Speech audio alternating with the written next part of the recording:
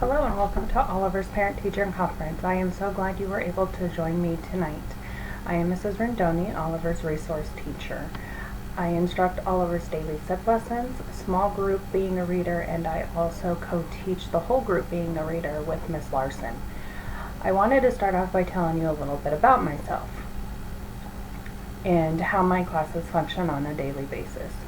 First, I simply believe that every student can learn, and I tend to lean more towards being a constructivist and believe that knowledge is gained within social context and through instruction within the classroom. I try to create a very welcoming environment in my classroom for all students where they all feel safe and cared for. I engage the students individually in conversations about their likes and dislikes and what they do when they're not in school to build that rapport with them. I'm also a very flexible and organized person. I plan my lessons a week at a time. However, I do make changes according to the previous day's instructions, and sometimes I make adjustments right on the spot if a student is struggling with a certain concept. In our classroom, we have the classroom rules and expectations that are up on the wall. At the beginning of the school year, the whole class came together and came up with these expectations with guidance from myself and Ms. Larson. We also have a class system where students can earn marbles based on their behavior and following expectations without any prompts. And once they earn the marbles, they go into a jar. When the class jar is full, the class will earn a reward, either it be extra recess, extra chrome time, possibly an ice cream party, things like that. The marbles can be earned on an individual basis and as a whole class. And they can also earn them in specials too, so it's not just within our classroom, it's based on reports from other teachers as well. Once they've earned the reward, then we start the whole process over again. Within our classroom, we have a diverse group of learners, and because of that, we may need to differentiate some of the lessons. Differentiation, simply put, is meeting the needs of individual students by making changes to the content, learning environment, learning process, and/or learning materials.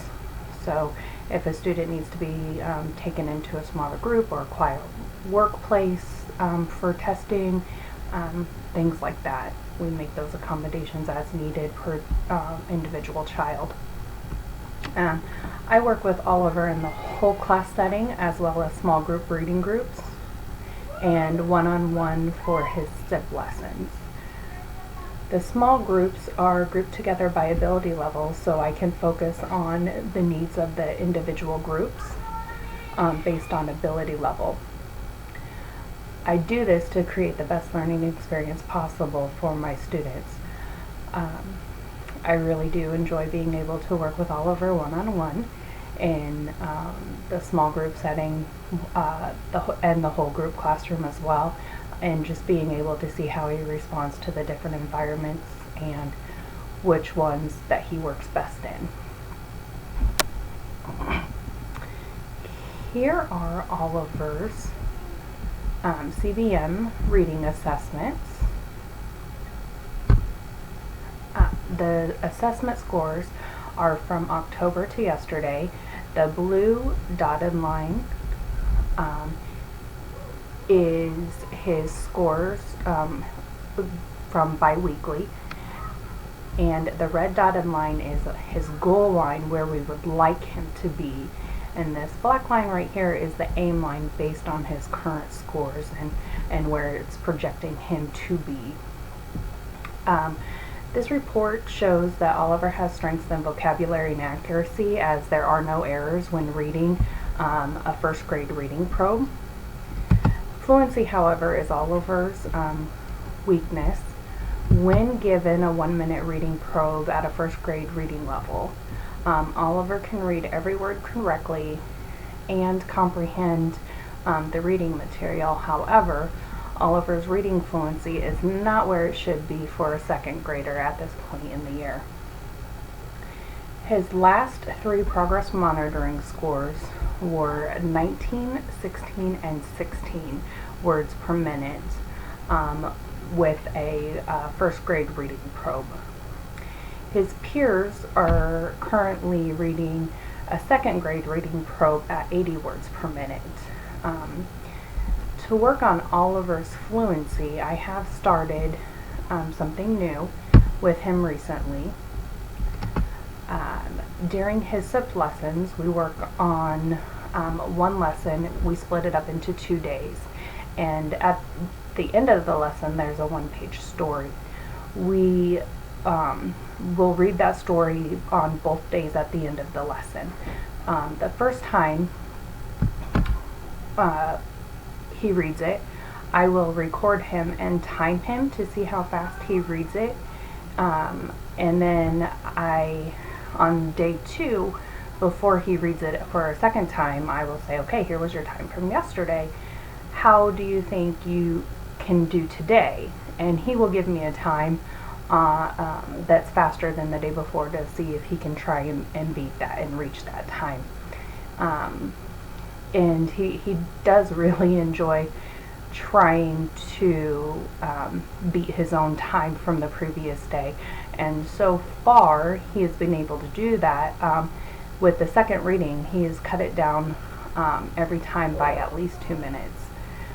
I also play the recordings for him and ask him to tell me what he likes about the first one or the second one compared to the first one, and usually the second time he says he reads it a little better, which he does.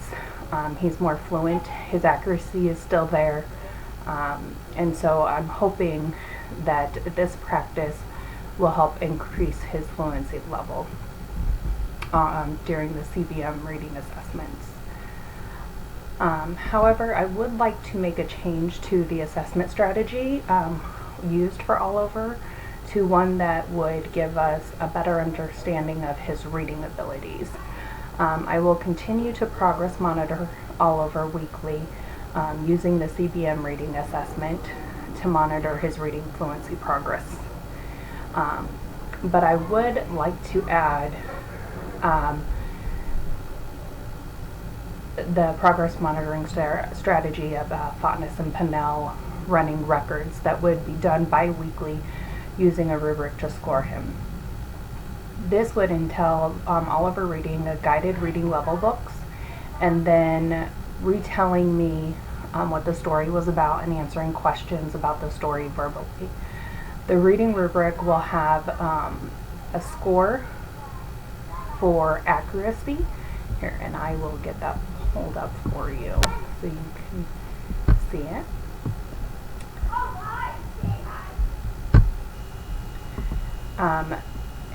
It will have, it has a column for accuracy, and it also has a column for comprehension and fluency.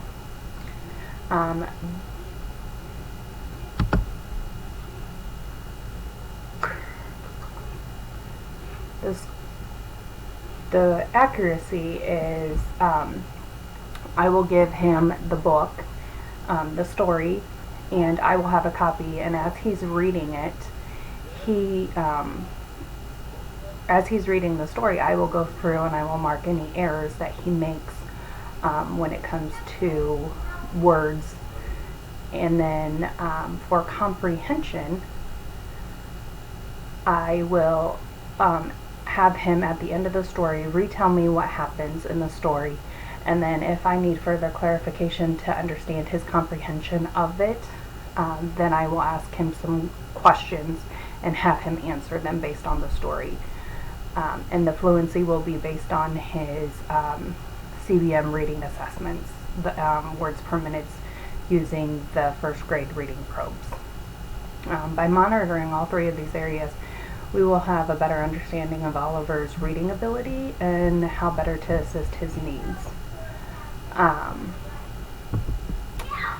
I do see with Oliver a challenge being that he might reject the idea of something new, because he typically does that.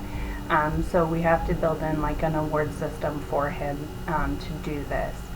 So I will be sending home copies of the stories we are reading during our SIP lessons for practice. I would like Oliver to read the story either by himself or chorally with you, or have you read to him. Any one of those would be okay. And then just sign the story and then return it to me. And then once Oliver has returned 10 signed stories, he will be able to pick a toy out of the treasure box. And by making this plan with him, I think he will be open to the idea of this new monitoring progress. On the reading rubric that I will be using for him, I will use this every 2 weeks to evaluate him. The reading rubric starts at his current baseline. His current reading accuracy is a guided reading level F with 95% accuracy. By the end of the year, we would like him to be at a guided reading level H with 95% accuracy. His current reading comprehension is satisfactory comprehension with at least 80% comprehension of the story on a guided reading level F. At the end of the year, we would like him to be at excellent comprehension at 90% on a guided reading level H.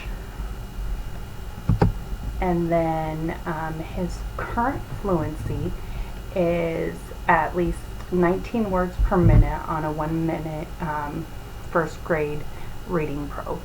I do note that the last two of his scores were 16, however he was able to reach 19, so that is why it is at 19 and not 16. At the end of the year, we would like him to be at least 45 words per minute on a first grade reading probe.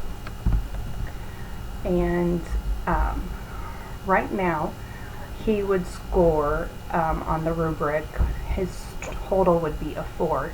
He would get 2 points for accuracy, 1 for comprehension, and 1 for fluency. If he were to reach the goal at the end of the year, he would get 6 points for accuracy, 6 points for comprehension, and 6 points for fluency, for a total of 18 points. I feel that this is very doable for him, and it's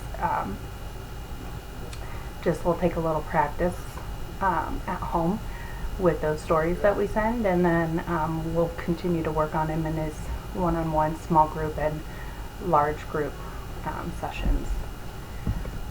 Thank you very much for joining us today, and if you have any questions, feel free to reach out to us at any time. Thank you.